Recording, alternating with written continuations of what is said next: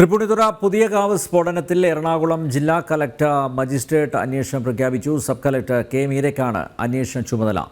തകർന്നടിഞ്ഞ വീടുകളിലെ അവശിഷ്ടങ്ങൾ സേവാഭാരതി ഉൾപ്പെടെയുള്ള സന്നദ്ധ സംഘടനകളുടെ നേതൃത്വത്തിൽ നീക്കം ചെയ്തു.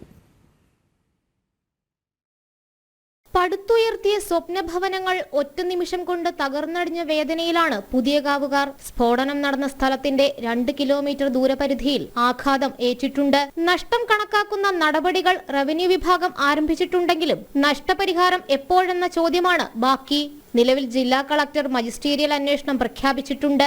സബ് കളക്ടർ കെ മീരയ്ക്കാണ് അന്വേഷണ ചുമതല. സബ് കളക്ടർ സ്ഫോടനം നടന്ന സ്ഥലം പരിശോധിച്ച് റിപ്പോർട്ട് സമർപ്പിക്കും. അതിനിടെ തകർന്നടിഞ്ഞ വീടുകളുടെ അവശിഷ്ടങ്ങൾ നീക്കുന്ന ശ്രമകരമായ പ്രവർത്തനങ്ങൾ സേവാഭാരതി നടത്തുന്നുണ്ട്.